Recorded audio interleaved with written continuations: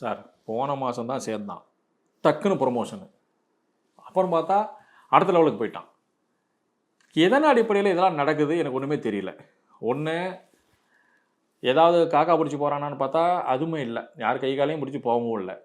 இல்லை வேறு ஏதாவது ஒரு திறமை இருக்குன்னு பார்த்தா அதுவுமே இல்லை. ஆனாலும் நான் ரொம்ப கடுமையாக உழைக்கிறேன், என்னுடைய திறமைகள்லாம் கம்பெனிக்கு காட்டுறேன், நான் என்ன வேணால் என்னால் என்னெல்லாம் முடியுமோ அத்தனையும் நான் செஞ்சு பார்க்குறேன் சார். ஆனால் இதெல்லாம் தாண்டி எனக்கு எதுவுமே நடக்கவே மாட்டேங்குது. நான் எந்த வேலை செஞ்சினாலும் எனக்கு காரிய வெற்றி கிடைக்கிறத காரிய பலிதம் ஆகவே மாட்டேங்குது சார். இதுக்கு தான் வழி இருக்குதுன்னா ரொம்ப எளிமையான வழி தான். சனிக்கிழமை ஆஞ்சநேயர் கோயிலுக்கு போயிடணும். சனிக்கிழமை போயிட்டு வெத்தலை வாங்க, ஒரு 27 வெத்தலை வாங்க.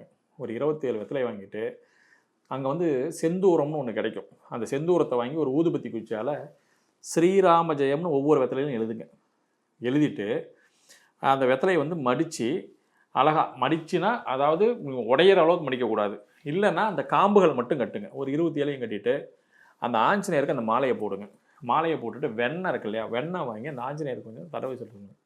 அப்புறம் அந்த அவங்கக்கிட்ட வந்து எனக்கு வெண்ணெய் பிரசாதம் வேணும்னு கேட்டிங்கன்னா, வேறு யாராவது கட்டின மாலையிலேருந்து ஒரு வெத்தலையை எடுத்து அந்த வெத்தலையில் அந்த வெண்ணெயை வாங்கி கொடுப்பாங்க. இதை எடுத்து கொண்டு வந்து ரெகுலராக சாப்பிட்டுட்டு வாங்க. எப்போது? ஒவ்வொரு சனிக்கிழமையும் தொடர்ந்து பண்ணிட்டு வாங்க. வாழ்க்கையில் வெற்றி, பதவி உயர்வு, பொருளாதார தடை, காரிய தடை, நம்ம மேலே இருக்கக்கூடிய வெறுப்பு மாறுறது, இந்த மாதிரி எல்லா விஷயத்தையும் முறியடிக்கக்கூடியவர் யாருன்னா ஆஞ்சநேயர் தான். ஆனால் சனிக்கிழமை நாளில் நீங்களே கையால் எழுதி நீங்களே மாலை கட்டி போட்டிங்கன்னா ரொம்ப சிறப்பு. பண்ணிட்டு வாங்க. முடிஞ்சால் 2 நெய் தீபமும் போட்டு வழிபாடு செஞ்சுட்டு வந்து பாருங்கள், நிச்சயமாக மிகப்பெரிய வெற்றி உண்டாகும்.